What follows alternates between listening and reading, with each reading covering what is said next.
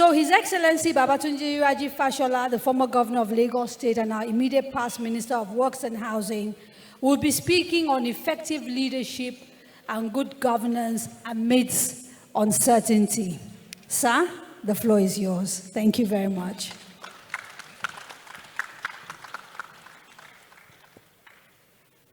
So, good afternoon, and I will not take any more time than is necessary, except to say that the organizers have done me very little, if any, favors by asking me to speak after a professor. And the subject itself is not one that is easy to interrogate in such constrained time. So I'm just going to start by saying this is a tough subject. It's a much talked about subject as well, and there is enough literature, books and all of that for those who are desirous of interrogating the subject in some detail. But one thing I want to start with is just to emphasize the importance of the concept of good governance in terms of the pursuit of outcomes for the community at large, especially in terms of positive outcomes. And to say at the outset that the concept applies with as much force as it does to the public sector as it does to the private sector. And I just want us to have some concord on that. So when the private sector points fingers, as we usually do, I'm now back on this side, as we usually do at the public sector, I think we should also take a good hard look at ourselves in the mirror. I think in the last 3 decades, if I'm not mistaken my estimation of time, there has been a conscious policy direction of government in Nigeria of privatization. And that has led to the handing over, concessioning, sale of many hitherto government-owned assets, businesses, and enterprises to the private sector, some of whose members are very prolifically represented in this institute. And so the question to then ask is, as the speaker before me remarked, if we look at many sectors such as the banks, the huge profits, and I have no offense with anybody making profit, but does it reflect the level of lending? Does it reflect the level of access and financing of sectors that need to develop? And if flights get cancelled, as many of us have experienced, without any notice, without any concerns for our well-being and our welfare, and without any concerns for the loss of the opportunity for which we booked the trip, that certainly has a lot less to do with the public sector as it does with those who now operate private sector. Our telephones, what is the service level? And of course, the elephant in the room today, somebody was discussing with me privately there about power, and I said I leave the matter. So, but it is in the hands of the private sector. But the public is not sufficiently aware that these assets, by law, by policy, has been handed over by the government to the private sector. And I think those are just some of the examples that I want to highlight in terms of good governance and how perhaps the finger may be pointing in the wrong direction. Of course, on the government side, the examples are staring us in the eyes. And I think that instead of literature and theories, I intend to just advert our minds a little to some of the challenges that come with the practice and undertaking of governance. As perhaps you are very well aware, maybe that's why I was invited, I have had the privilege of being involved in operating a government at the sub-national level, at the leadership level. So sometimes when I see people who attempt to advise on how this should be done, I wonder what experience they have. Let me first speak to the concept of governments as people, because it is human beings, personnel, who constitute government. And one of the things that we will be acquainted with is the frequent changes of personnel at political leadership level. Very often this happens in cycles of 4 years in our experience. They have long-term consequences for development, for continuity, and for prosperity. And I think that those are some of the things we should focus on. So I use the metaphor of a vehicle to explain government. A vehicle that I have driven before is no longer a brand new vehicle, is it? So the next person who is taking it over from me must understand that he can't expect maybe everything to work perfectly.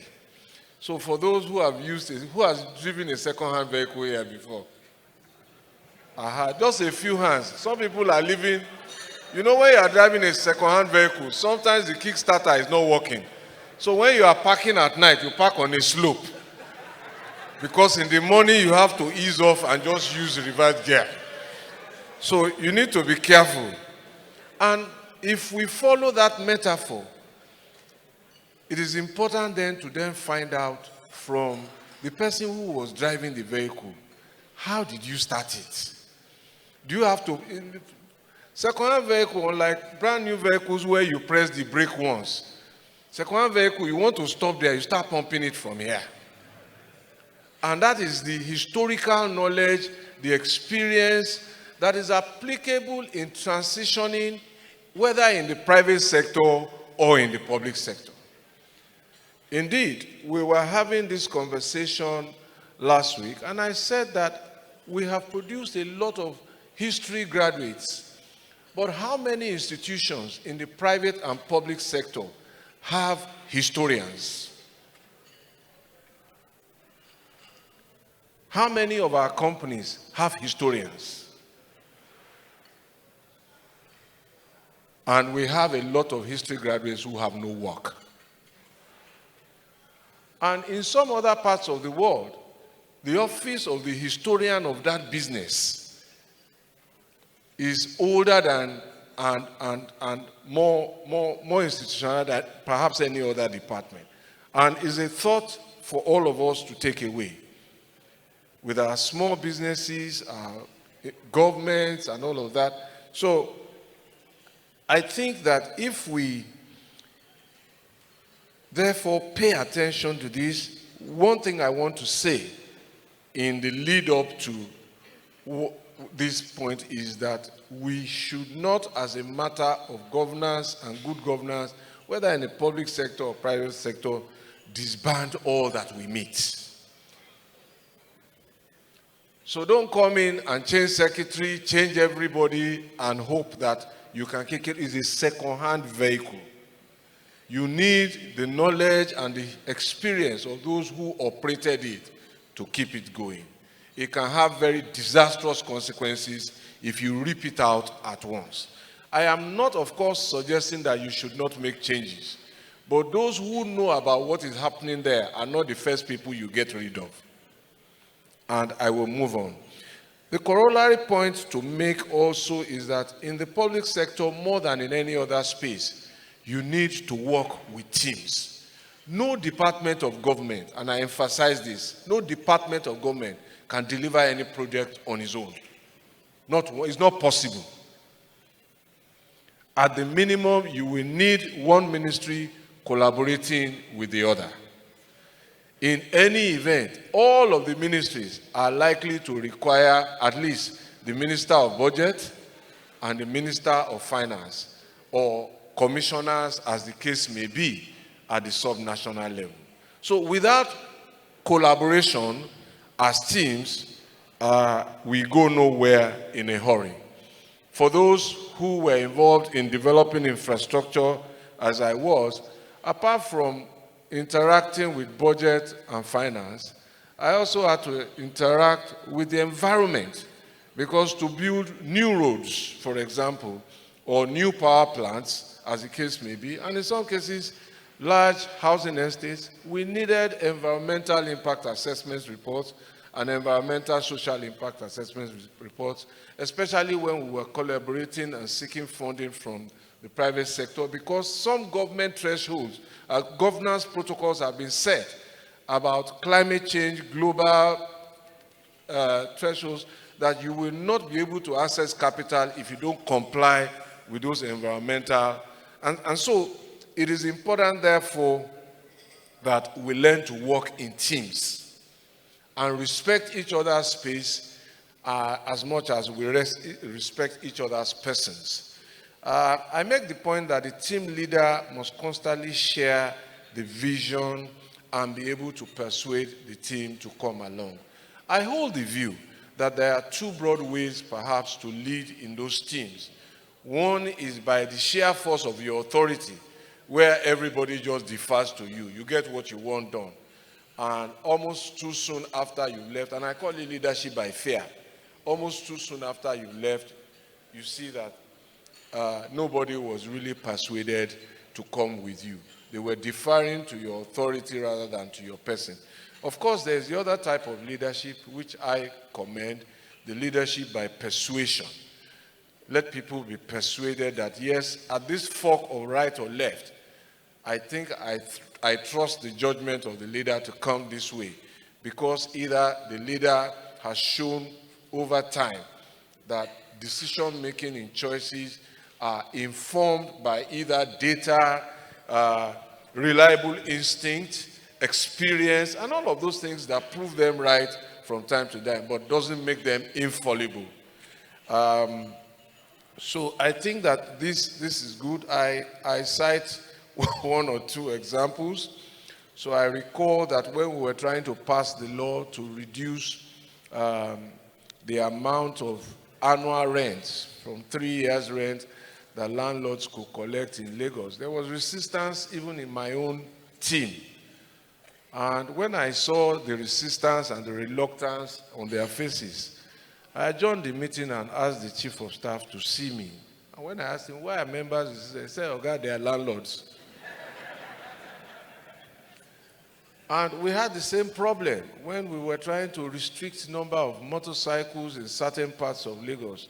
That was when I learned that there were some people who were invested in that section of transportation business, even in our own government. So, but what that does also is that my own experience, I like to work in teams like this. We used to have large town hall meetings, and it allowed me to see people's faces, and the face tells a lot. And you will see what sections of the room are with you and what sections are not. And it helps you to know whether or not you have built consensus. Because really, what you need in working in large teams, which you must do, is consensus building. And I like to quickly then pivot to what I call the object of good governance. And I say that this is a very dynamic issue. What is good governance now? Now may lose its importance as good governance in the next 30 minutes. And so it's dynamic in that we need to keep changing and understanding. So I often ask people, when we see good governance, do we know it? And if we know it, how well do we embrace it? And this is as true in the public as it is in the private sector. And it then has consequences for what kind of regulations. Can an MD serve more than one term? Can an MD serve 3 terms? And all of the fracas that goes on under to remove somebody who is doing well, but simply because some people have decided that you can only do 1 term. And what is the guarantee? Because the turnover of personnel is also important for the sustenance of the process and, of course, the outcomes that we expect. So I cite the example in terms of the dynamism of good governance. At one time when refuse wasn't being moved in this state in appreciable regularity, it was good governance just to move refuse at any time of the day. At least somebody was getting something done, because it wasn't moving at all. And mind you, for those who think that is a very small example, refuse is so defining for our well-being, because I say that sanitation is the greatest bequest of modern medicine to our civilization. It's not medicine or drugs, sanitation. So refuse is so defining in that sense. So at that time, it was just important that at least they are moving the refuse. And it was something to be applauded. But much later, some people felt, you know what, you are disturbing us. You are blocking traffic. Why can't you do it at night?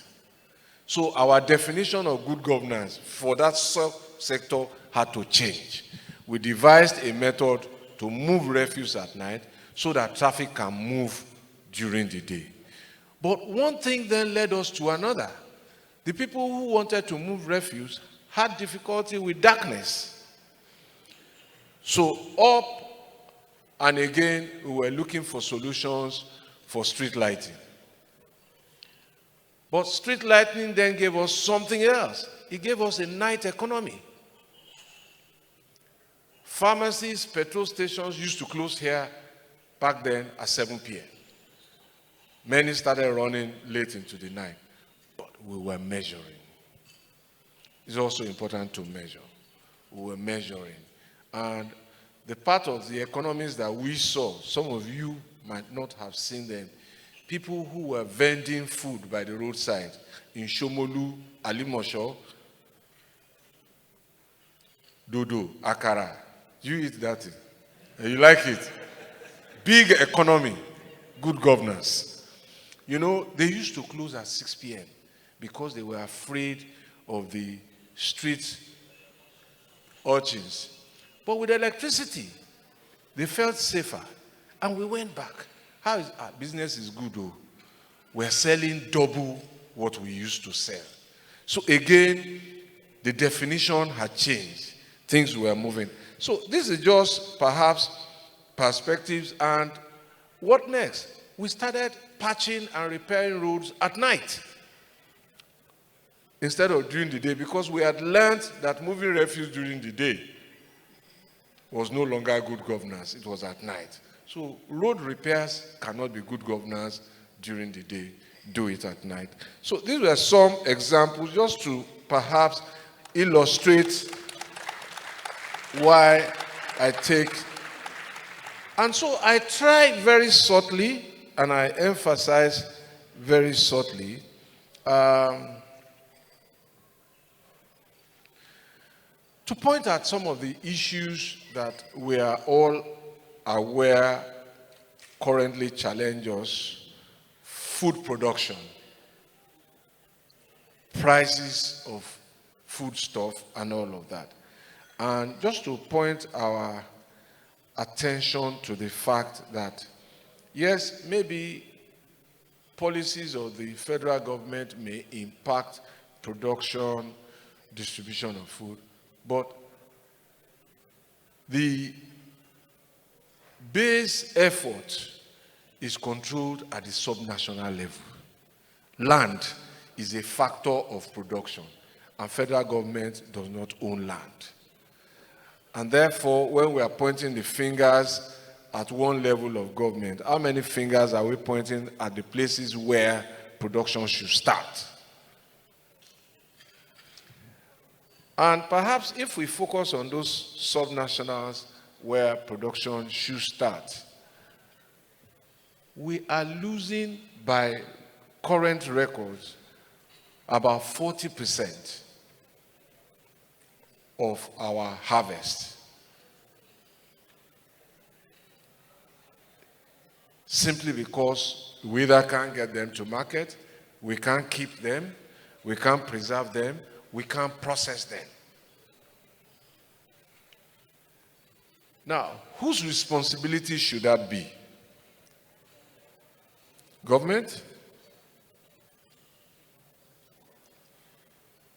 No. Us. Well, I make the case, whether you agree or not, that enterprise in processing, packaging, and preservation arguably is the responsibility of the private sector. Food processing, because don't forget, 30 years ago, we sold all those government companies. You will see the report in BP. We sold about 380 companies or something like that, over 300 anyway. And I think that if we just focus on even what we produce now, and we reduce those losses consciously from 40% to 10 to 5, clearly things will change on the supply side. And of course, I go to what I call role ownership. Public servants, we are engaged just as private sector operators are. We exist to perform roles. We are actors. We have roles to perform. So if we watch movies, you see somebody is the good guy and somebody is the bad guy. They are executing roles. We are no different significantly. We have roles to play. And this is therefore important for those who are involved in that side of the economy, the creatives, producing movies, directing plays. One of the things that will probably agitate a producer is somebody who doesn't either understand his or her roles or forgets his or her lines. And so, in the same way, whether as commissioner, as minister, or whatever, we have roles to play. But it seems to me that the most important role that we have to play, and that we perhaps do not consciously own, is that we are economic agents. So I say that while the policy is good, we must therefore say, what is the impact of the policy?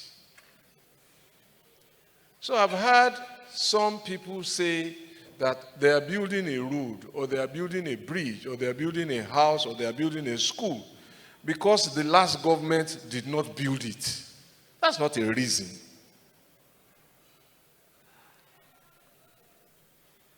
What is the economic objective for which you make the commitment? What is the impact in the lives of people for which you make the commitment? And I say that, and I use infrastructure, that if public servants understand their roles as economic agents, then they will understand why they build infrastructure. First, to support business. When people say that they are leaving these shores, is it because of the good food abroad that they go? It's not because of food. Life is not necessarily even cheaper there. There's just a predictability of life and order and access. And when we repeat some of these terminologies about what's the popular multidimensional poverty, how many of us have ever sat down to ask what it means. In very street level conversation, it just means lack of access. So in some places, journeys that of 100 kilometers that should take 1 hour. If it takes you 4 hours, you are multidimensionally poor. Because your cost of operation are doing business is not going to make you competitive. If you don't have access to a certain level of education, water, and those basic things, and also how complex it is for you if you are producing certain things at 5 times the cost that your competitor is producing, those are for me the signposts of multidimensional poverty. So, what interests me when I was building roads, how many people are walking on the road? And with each person, I see families. And I imagine food on the table. So my role was economic, even though it was infrastructure. So I asked one of our contractors once, and incidentally their MD is here, their chairman, pardon me, Simono. I asked them to produce a report for me. I used to call it economic report, and I asked each contractor to give me. So this was on the Abuja Kano project. At the time, they were employing 4,922 people directly. They were employing 102,000 indirectly. And they had paid out 24.4 billion naira to those people. Those are families. And when people see roads, I'm not sure whether they see this part of roads. They were using 250 different suppliers. Now we move from their employees to suppliers who were supplying their cement, their reinforcement, their bitumen, their aggregates, laterite, crushed stones. They had 250. And they had procured 9.5 million tons of all of those major materials. But all those materials, whether it was bitumen, asphalt, laterite, or whatever, had to be moved from where it was procured. So that was also the engagement of the haulage industry. No construction company keeps all those vehicles. It will ruin their balance sheet. So once you disburse money, this is the money moving through the economy. And so when we are talking about MSMEs, private sector, these are the people we don't see. But we just connect to the road. But it was many families that was involved. One day I told the chairman at a speech I gave at an event they organized, he wasn't aware, but his company had bought 19 million liters of diesel. 19 million liters of diesel. That was what it took to build just one project, the second Niger Bridge. But they don't make diesel. So just do the numbers. At that time, diesel was about 400 naira per liter. They bought 19 million liters. So it was in this economy. And so, as public servants, therefore, if we don't see these rules that we enable families to get on and get ahead, then we miss our brief. Of course, there are things, again, that contractors don't do, and they subcontract. So this project, again, had 50 subcontractors. We've talked about suppliers. We've talked about direct employees, and then they had 50 subcontractors. Again, possibly 50 different companies. But I make the point here that this is just, for me, the evidence of what must be the reason why you commit to do that thing. So we are not building a school because we want a photo op with a building. It must be what's happening in the school What grades are they scoring?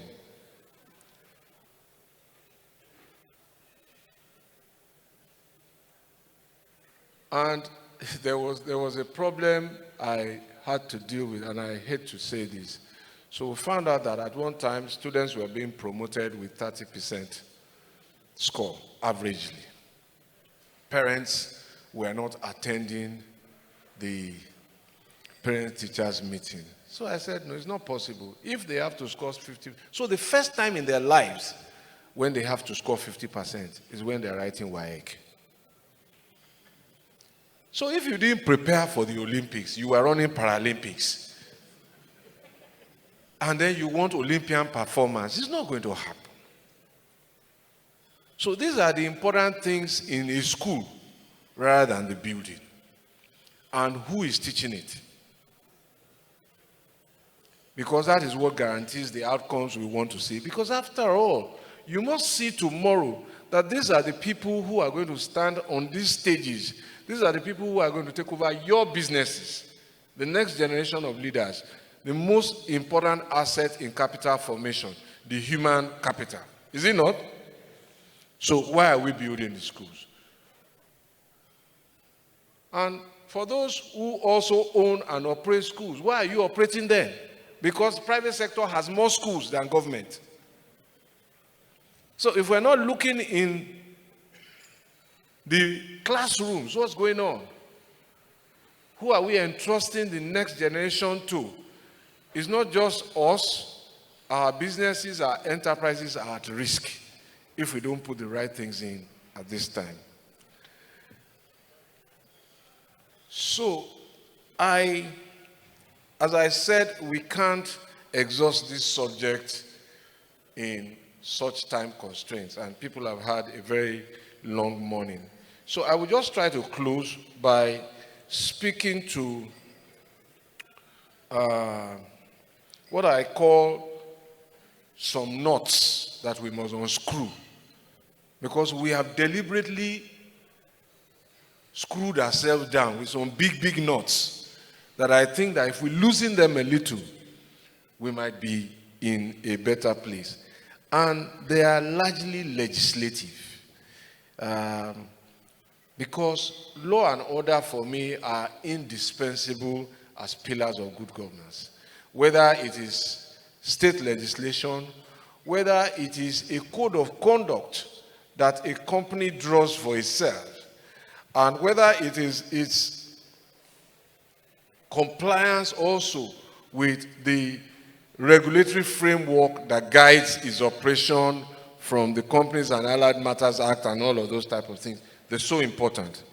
But I say that some of these regulations are restrictive and constraining. And you remember the chairman of Julius Berger told us about the danger of those kind of restrictive regulations. Somebody who wanted to go abroad for an urgent medical thing for his wife, but they said the law of the company does not allow. But they might have lost such a critical human resource. So in similar vein, we have legislated some things into our body politic that I think are restrictive. So let me refer us to one. There's a proviso to section 147, subsection 3 of the Nigerian Constitution. By the way, how many of us read the Constitution? Who here? Just show of hands. Let's just see. Not good enough. It's written in English. Just read it like a novel. Just read it like a novel. Read 2 pages once in a while.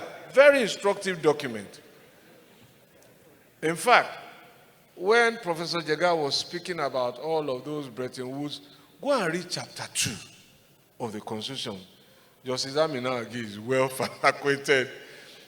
Very, very well-intentioned policy objectives for this country. Go and read chapter 2.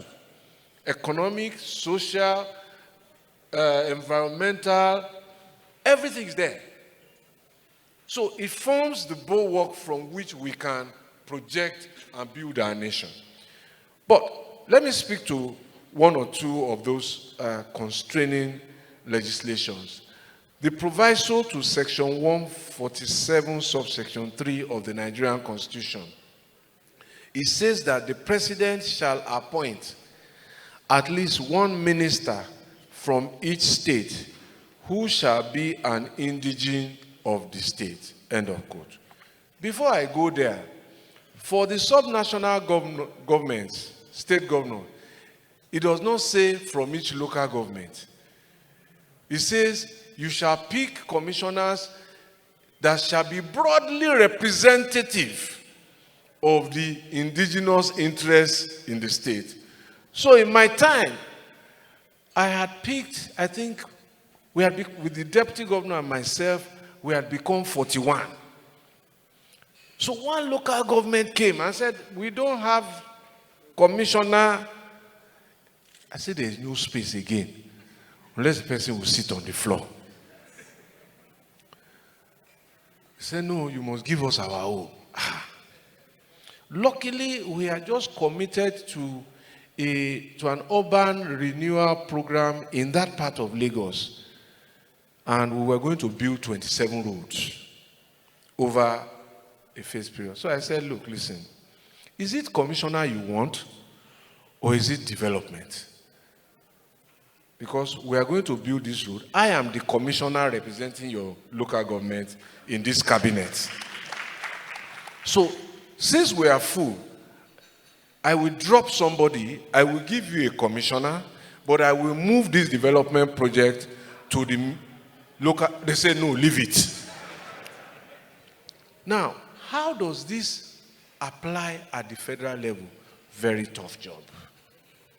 I can only tell you my own experience at subnational level is a trade-off. Sometimes you lose quality while trying to pick representation.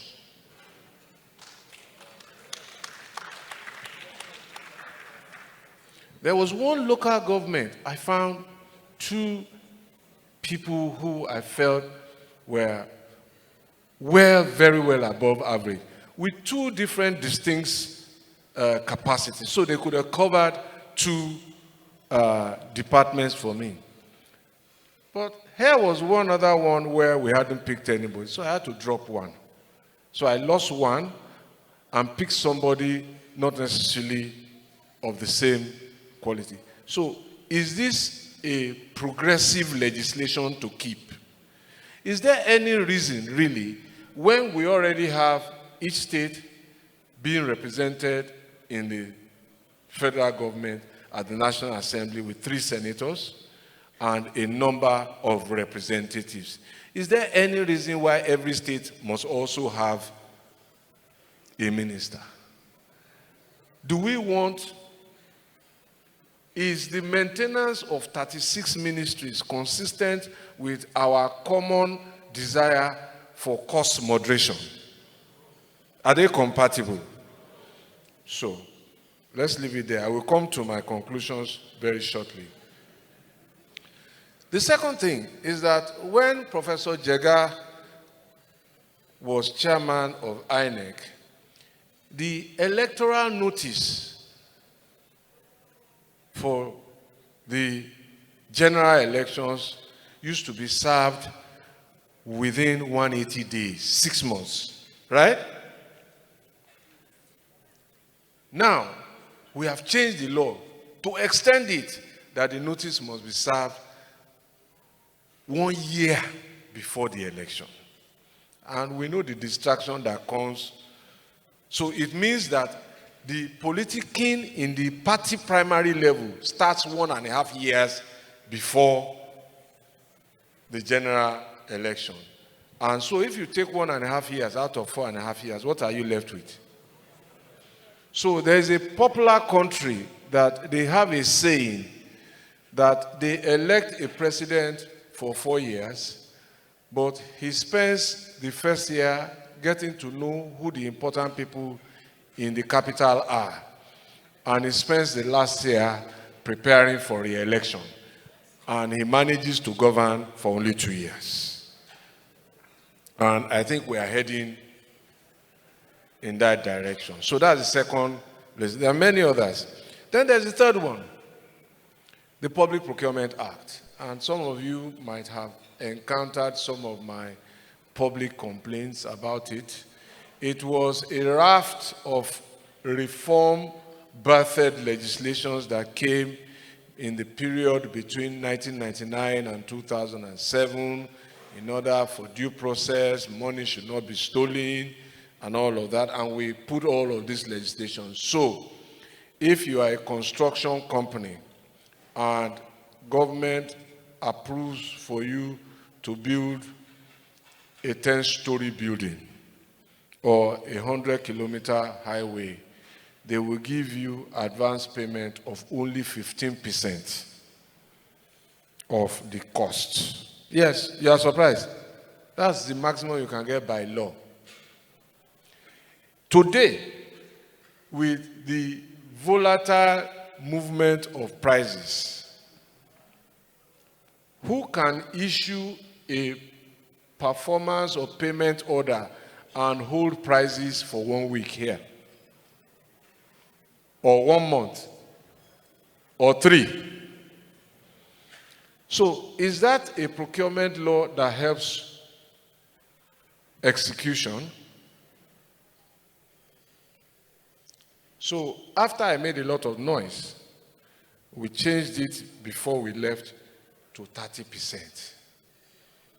But is that enough?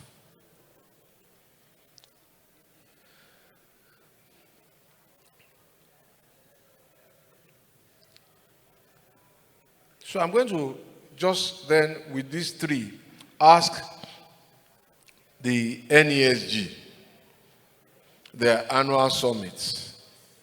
These are very hot potato items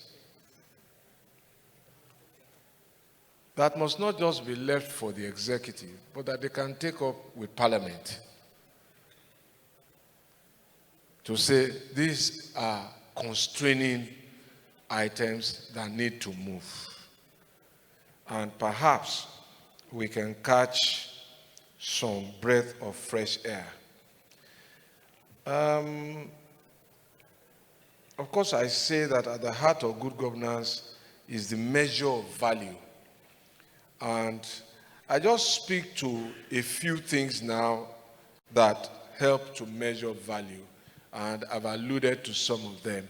As you are putting in the policies and programs, who is measuring what is going on so that you can at least tell yourself you are heading in the right direction, you are seeing shoots of progress if the Iroko has not fully battered. And in this sense, data is indispensable. So, in my time, we hired a data and surveying company in the private sector. So we had such a contract with them that every ministry of government could send 2 items to them for survey and research. Can you help us check? And the reports always came to us in council. So that at least for things that we were doing, we were getting feedback from the public in terms of how they were responding to it, how they were seeing it, and how our efforts were transforming to results. And of course, where there was need for course correction,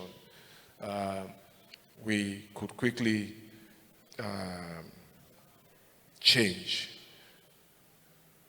And of course, this also partly speaks to the very, very topical issue of accountability, because then the numbers at least shouldn't lie. Even though the interpretation with analysts, numbers mean different things to different people. And I know that we have had the Freedom of Information Act, much agitated for, but since it came, how many of us really have used it to track and follow what government is doing and how that is impacting our lives? This I refer to because in the last few weeks, there have been a raft of fiscal policies that have been announced. Some will come into effect early next year.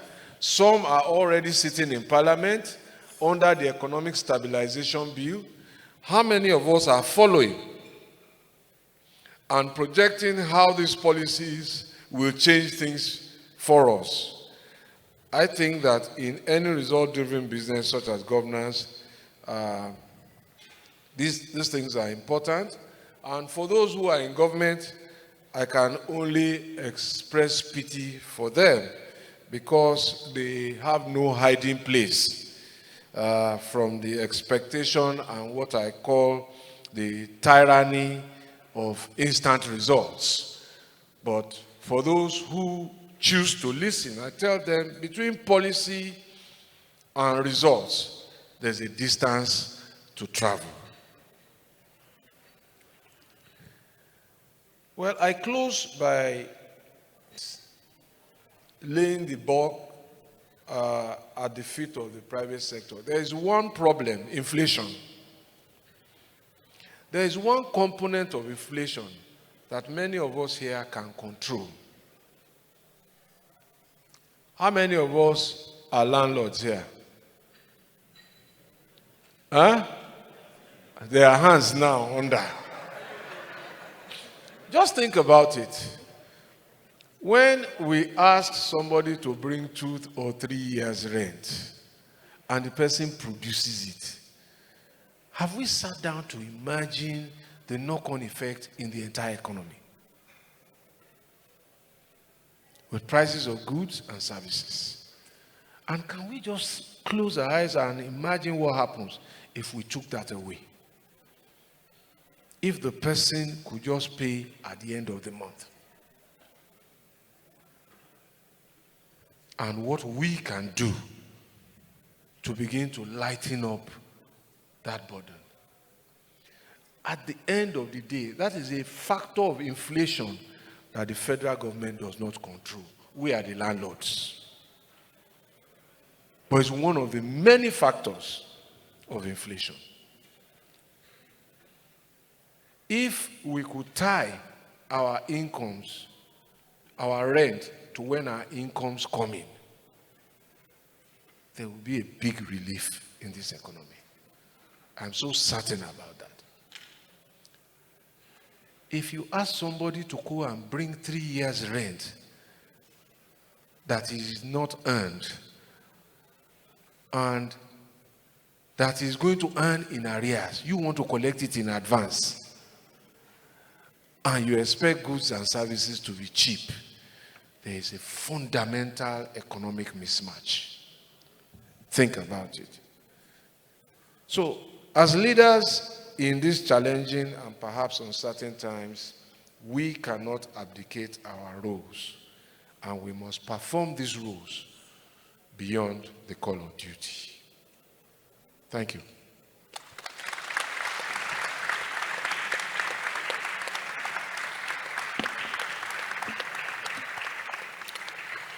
Another round of applause, please, for His Excellency as he takes his seat. Thank you very much.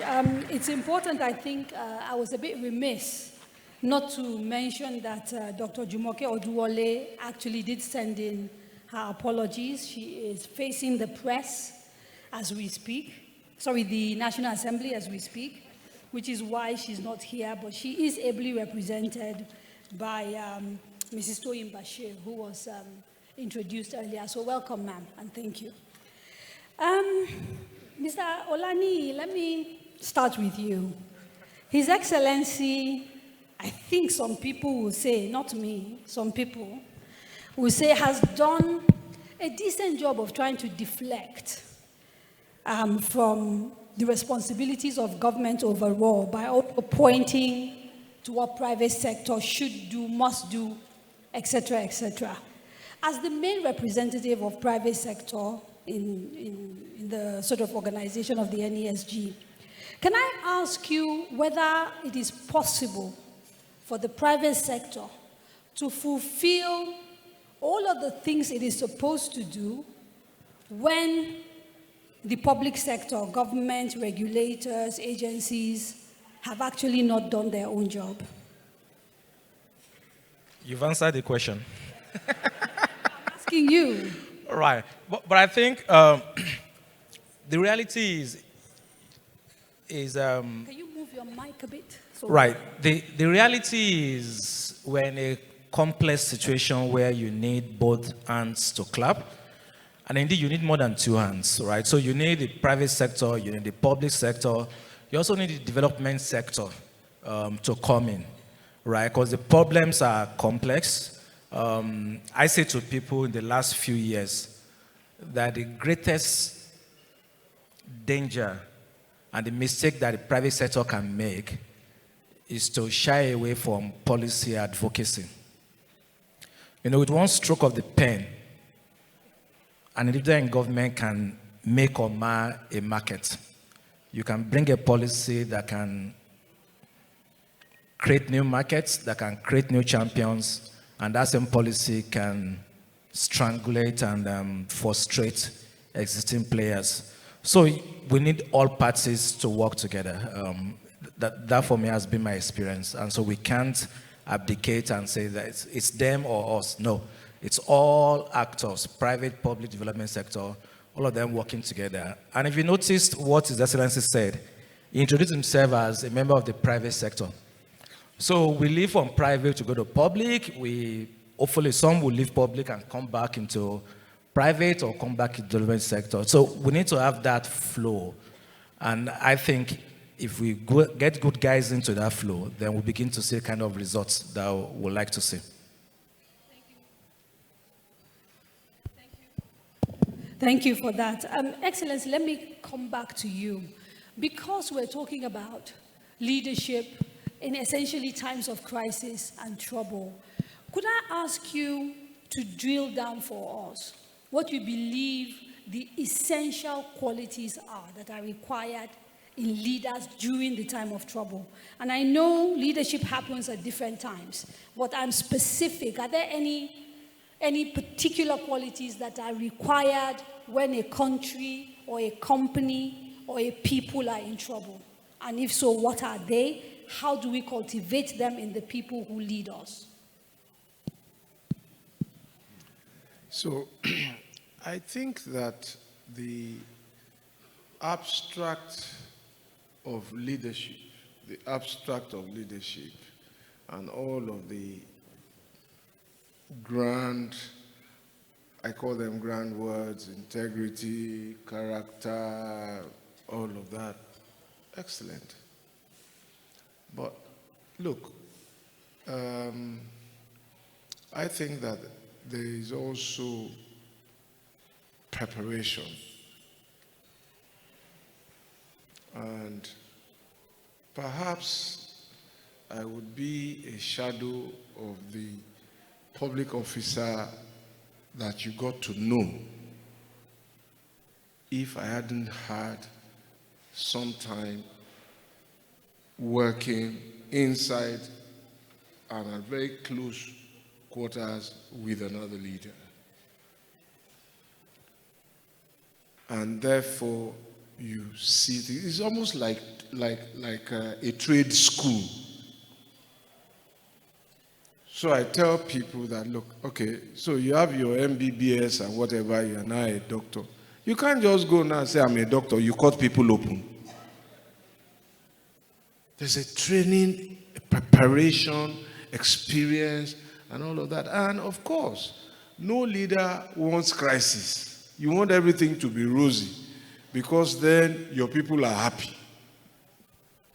But when it does come, as sometimes it is inevitable, you must stop feeling sorry for yourself, and you must see the opportunity that exists in that crisis. And that is why perhaps there's a popular saying that it is bad enough to have a crisis, it is almost criminal to waste one.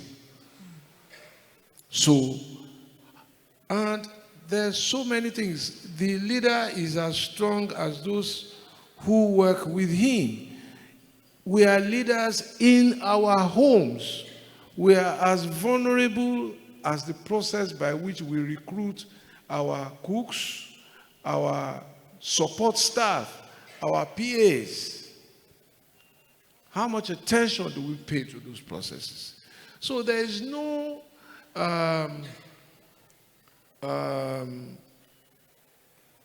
catchword, if you like, that defines these things.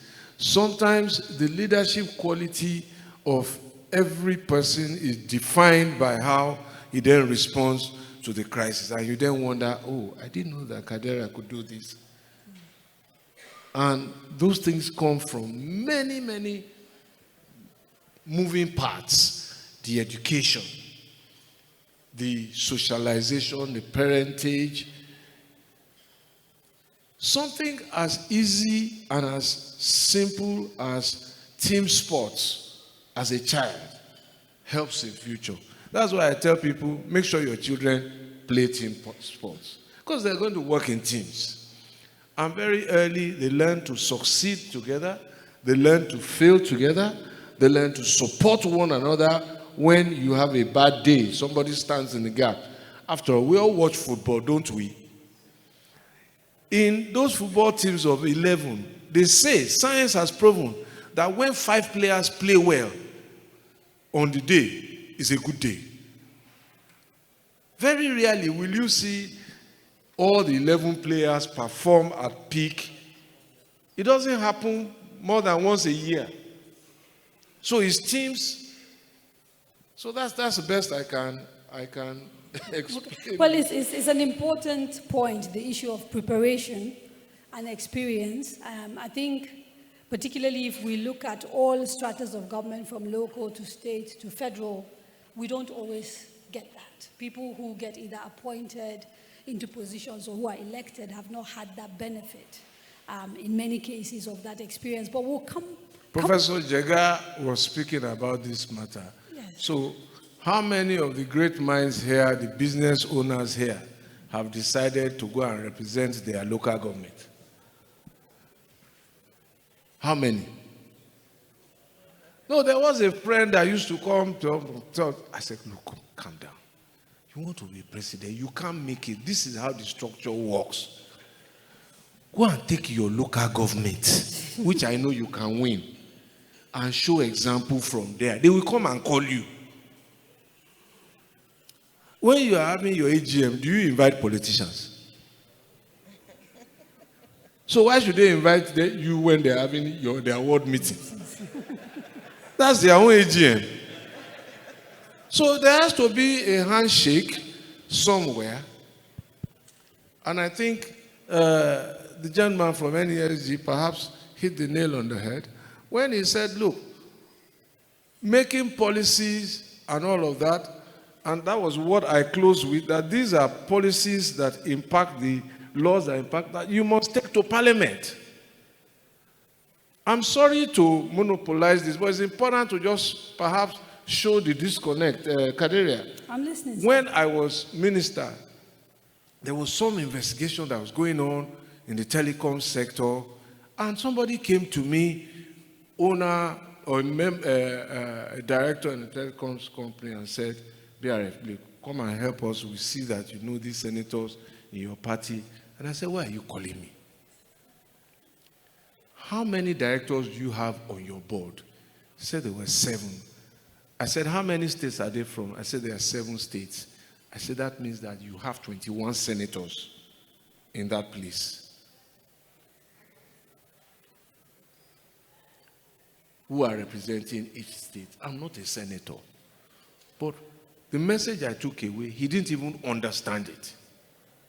There was no connect about what his representatives could do for him.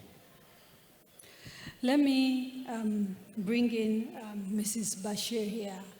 You are the only representative of government, and I know you're not the minister, but still, I want to give you an opportunity to talk to us briefly about what government is doing under these very difficult circumstances to deal with the immediate challenges without running away from the long-term changes that need to be made for long-term prosperity.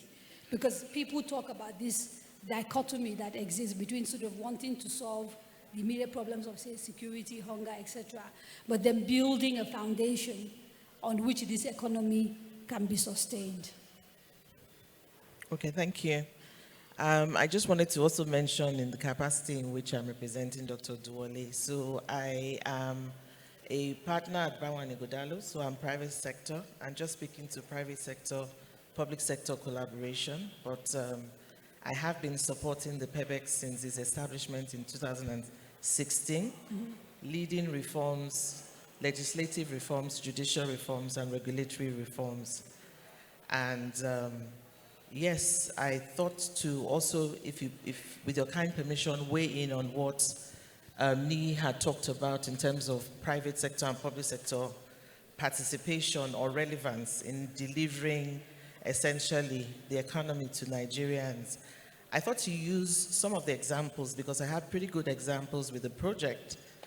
So some of the very good reforms that took Nigeria up on the World Bank ranking that's quite a number of people know, was really as a result of collaboration between the private sector and the public sector. An example, the legislative reforms. So we couldn't have established or gone through the enactment of the business facilitation law without the support of the NBA, SBL, with the NESG, and several stakeholders, including the Federal Ministry of Justice. And I found out that what we discovered was we had to take a design thinking approach to resolving issues, which meant that we had to have everybody in the room. You had to have the public sector who are going to talk about what exists. You had to have the private sector who would talk about the pain points. And then we would have us, the reform-minded folks who think through solutions. And together we created those solutions. And I believe that that is really why they work. And I think that that is really the success story of PEBEC, really. There's that, the judicial reforms as well, I can speak to that. When we started out with Lagos State in 2018, we had the judges and the magistrates in Lagos State. We also had private sector practitioners, and then we had PEBEC. And we sat down and developed a legislative structure for the small claims court, which today has been replicated over 34 states. So indeed, just like what His Excellency, the Governor of Lagos State mentioned today when he said we're two sides of a coin, I think we mustn't lose sight of that. And I think it's very important that, like me, many more people need to step up and see how they can support, because I should mention that this has been pro bono for all the years that I have supported. Yeah. Can I, thank you. Mr. Olani, I mean, part of the problem speaks to some of the things that Professor Jega raised, and also His Excellency. Is that same issue of how you change the tire of a car while it is still moving? From the perspective of the average Nigerian, reform of the judiciary, business laws that help the ease of doing business. All of those things sound really amazing, but if you're not someone who perhaps needs to access justice immediately, what you want to eat is amala and gbegiri in your house. And if you're not, so that issue of laws and policies versus everyday life, banks that make a big profit but are not lending to the real economy, how do we find that balance between policies that in the long term will help our economic prosperity, our development as a country, and solving the immediate issues facing Nigerians? Right. Thank you. And I think that is a continuous dilemma, really, that most leaders face, either in the public sector or in the private sector. How do you act for today in a way that guarantees your tomorrow, right? So whether you call it sustainability or in the political whatever, how do you ensure you do things that will be good for society, but also get you re-elected in another few years' time? So it's a continuous thing. And my view is that you can chew gum while walking, and we can do multiple things together. But it starts from the leadership being conscious of the need to have multiple lenses through which you look at development, right? And that would then lead to the kind of team that you surround yourself with. So when His Excellency was making his comments, his keynote, he didn't realize that in his cabinet you had Okada investors or you had landlords. Yeah. But because they were in his team, they were able to either by silent whatever, or show to him that you need to think about these policies carefully. And so that speaks to the way you pull your team together. Your team should be diverse to represent as diverse interests and dimensions to society as possible. Otherwise, you'll be looking at it from just one or two lenses, and whether it's a profit lens, and not knowing that you also need to worry about the social and the social issues. So that for me will be the very first, so the second thing. So the first thing is leadership being conscious of that need. Second is having a team that represents that diverse view. And third is creating an environment where people can safely disagree with you. People can safely hear their opinion, so that you are in cabinet. Cabinet is not yes sir, or His Excellency has spoken, and what else is there to say? Yeah. So you must create that environment that allows for differing views. You also must create an environment that does not penalize mistakes, because you will make mistakes, and be able to then recalibrate, adjust, and move ahead.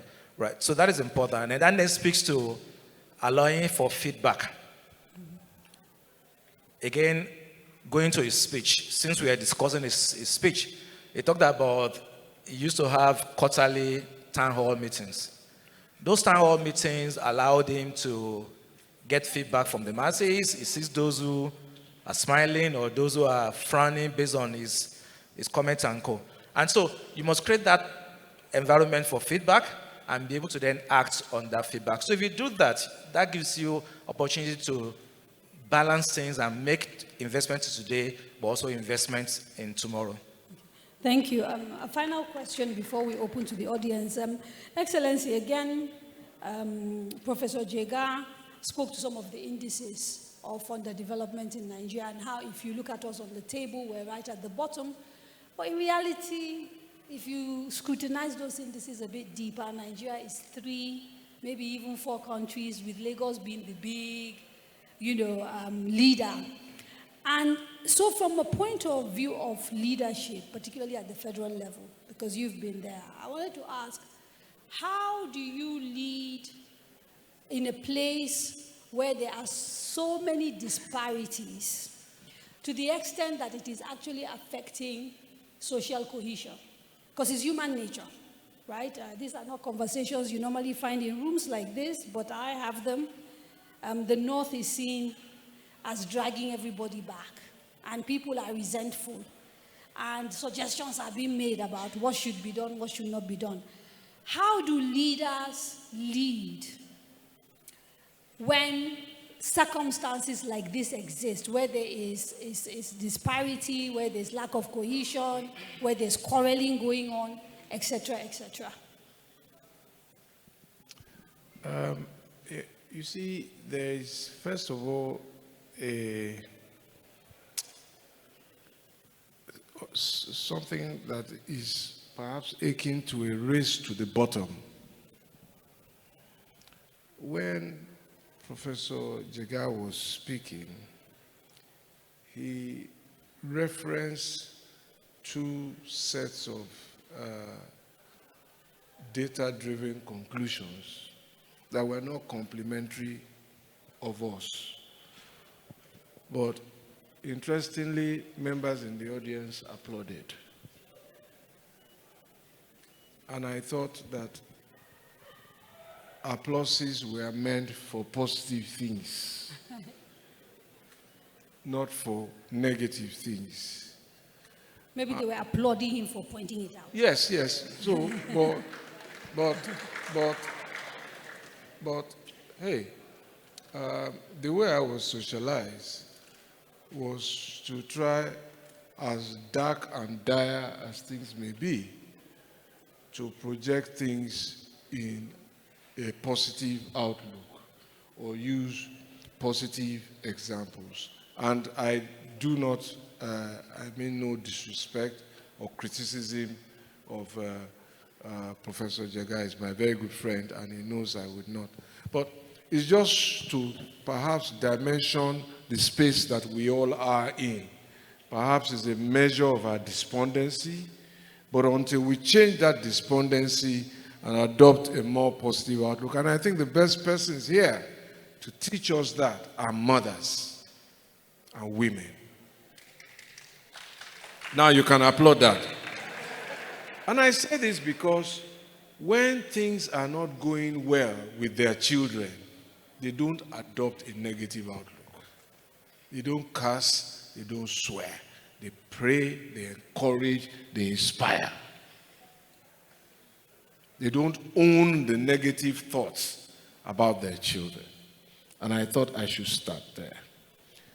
Of course, whether you believe it or not, there is global competition. Global competition. And countries, communities are trying to undo and outdo each other. And of course, if you are my competitor and you send your children to me to train, I'm not going to train them to be positive about your household, and I'm going to give them as much damaging data as how badly their mother is, so that when they come back, they will not like that woman. So, as far as data goes, therefore, we need to be careful. We need to be very, very careful, especially those of us who have an education, who have a leadership responsibility, because there's contrarian data that we are not looking at. In terms of election outcomes, which was one of the things that he was pointing to, and I was doing a little math there in my corner, because some things don't add up for me. They don't add up, but we believe them. This was some of the things I addressed in my book about how we can be bombastic. So people tell me, in each polling station, I'm sure Professor Jaga knows, and I'm not saying elections are perfect, so don't misunderstand me, but the volume of financial influence does not accord with what our experience is. So you vote, and votes are being bought for like how much? 10,000? You say 20,000? So in how many constituencies? And did that kind of money move through the banking system as withdrawals? And we didn't notice it? In the same way that I hear, in some places we deploy like 35,000 security personnel, right? But with the, I'm just thinking aloud, and I'm asking people to think with me. I have to ask you to, because time. Time, Yes. okay. So, but the number of voters is reducing. But there's money to be made. And there's poverty. The voting numbers in Edo, I believe, this year was less than last year. And last year was less than 2019 in Nigeria. But there's money to be made there, and we didn't go there. Well, we did see videos of money exchanging hands, so I think factually these things did happen. No election anywhere in the world, and he knows that with his experience, is a perfect undertaking. It's about human beings. But how accurate? How accurate? And we can continue this conversation offline so that I don't monopolize the event. All right, we will take a few comments, questions, maybe 3. I don't know who has the mic, first of all. Okay, the lady in yellow. Maybe just come up here because she's there, so you can just stand in the middle there. Yes, she's there. So the mic is there. Maybe just go up to her. Yes. Okay. Please say who you are and keep it short. I didn't even know I was the one being called. My name is Lucy Suhel Newman. I'm the CEO of Africa Private Sector Summit. I want to commend Your Excellency. Several years ago, what you spoke about, you lived it. I can say that because several years ago, you were the governor of Lagos State. You instituted a program for planning for Lagos State, long-term, 20 years. It was done by a consulting firm. That time, I was on that project, and we did that, and you got it gazetted. And several years later, I can still see some of the milestones being implemented in Lagos State. So I want to say that having such a framework and legitimizing the framework makes it sustainable, that whatever the party, yes, by coincidence, the parties have been the same, but whatever the leader that comes into the office, there's a framework. And on that note, I want to also say that for us as Africa, in Nigeria, when we plan, there are bigger continental frameworks that we seem not to take on seriously. We have Agenda 2063, we have the SDGs, you have the African Continental Free Trade Area. And when we take our frameworks, we don't onboard these things, and some of the other countries are moving and we're not. Thank you very much. Another person, okay? One here, and then we go to that end, and then we wrap it up. Thank you very much. My name is Umaru Ibrahim, immediate past Managing Director of Nigeria Deposit Insurance Corporation. I didn't know that Lucy was going to commend His Excellency for his wonderful work when he was governor of Lagos State. I'm joining her to do the same for two reasons. During your first term, I was amazed when you called me, you phoned me through your ADC. And initially I thought it was 419. I said, a governor calling me, and it was real. We had a legal case. We were in court with the Lagos State government that revoked our piece of land in Lekki Phase 1. You called me, you said, please, let's settle out of court. And before you know it, we did, and you gave us an alternative land at Ibeju Lekki. Same thing when you are Minister of Works and Housing. Some unscrupulous officials of the ministry. No, I'm coming, Kadria. No, there are people wanting to really ask some questions. Unscrupulous guys in the ministry revoked our land in Ikoihia, and you came to our rescue.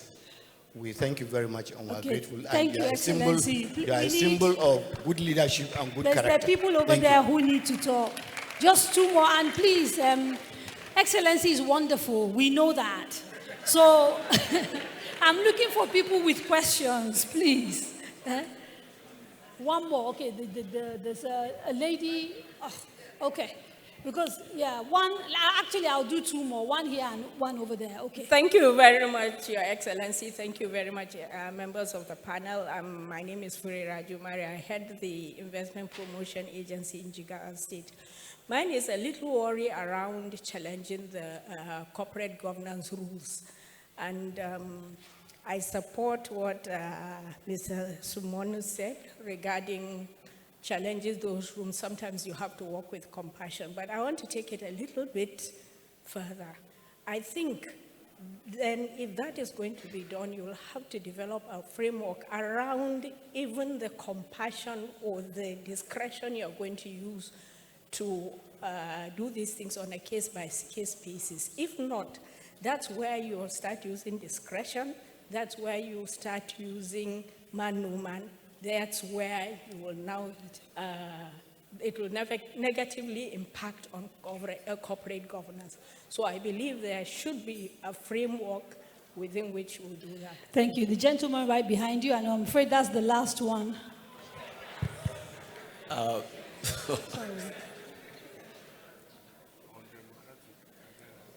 could just go ahead, right? Yes, please. Okay, my name is Christian Moro. I'm a lawyer in Lagos. Just a quick one. I've listened to everybody. I think the only something that I just need a bit of clarification on is the issue that's bedeviling this country actually. Anybody that is in position of authority, they see themselves as power base, and what they look after is what is in it for us. That issue of what is in it for us is something that we need to really address, because that is what is really bedeviling this country. If we can find a solution to that, I don't want to suggest death penalty, but I think it's something we need to look at. Thank you, sir. Thank you. I'm afraid if I keep allowing you guys to talk, sir, one Muslim, they will say I'm being discriminatory. But I can tell. Yeah? Okay, final one, please. Final question. I have to be balanced. Okay. Hello? Okay. I'm glad that you finally allowed me to speak. His Excellency that bullied me. Well, my name is Aminu Nabegu. I'm a former Foreign Service officer and a retired Federal Permanent Secretary. What I have to say is actually outside this particular panel of discussion, but I believe is very relevant to what we are doing here. Looking at what is coming out, policies that are coming out from government, it is obvious to everybody that Nigeria is on another program of World Bank, IMF. But unfortunately, nobody is talking about that. Nobody is talking about the fact that we are on another program. Even during the military era of the 1980s, when Babangida decided to take us to SAP, there was national conversation on the issue, and people discussed it. I don't know why this time around we are not talking about that okay, one. Sir, thank you. Thank you so much. Thank you. I'm going to give 30 seconds to you each to wrap up, panelists, starting with Mr. Olaniyi. Nigeria is going through difficult times, and the conversation at this particular forum this year is about how leaders can help to navigate those difficult times and lead us back to prosperity. So your last thoughts, please, Mr. Olaniyi. All right, thank you. I think it's, so in Islam, that's a concept called Kulukul Roy, which is we are all shepherds, right? So everyone is a leader. And if you just do the right thing in your own little space, this nation will be the kind of nation we're looking for. Thank you. Ms. Bashir? Yes, I want to draw reference to what His Excellency made, the reference to the second-hand vehicle. And that also suggested to me that indeed some of those things are going to take time. And I say this from the position of a private sector person who has had the privilege to work on a government project for so long, that the results that you see, and again, I draw reference to the fact that everybody was happy when the ranking results came out. But then it took years of collaborations with federal MDAs, with subnational governments, with the legislation, which is the National Assembly, with the judiciary, several of these participants, including the private sector, of course, to deliver those results for Nigeria. So essentially, I'm saying that those solutions have to be systemic. Systemic in the sense that we get people calling and saying, I have something to fix, and we say, you need to wait, we need to fix this so that we can fix this for everybody. So essentially also saying that, again, those changes are going to take time, but I do appreciate the fact that there needs to be, sort of like cushion for those effects when they do happen in the course of those changes. In relation to this car, isn't part of the problem that the people who are coming in keep promising us new cars before they are elected? Anyway, sir, I give you the final thoughts. Well, I have nothing to add. I agree with Mr. Olaniyi. Do your part. Thank you, everybody.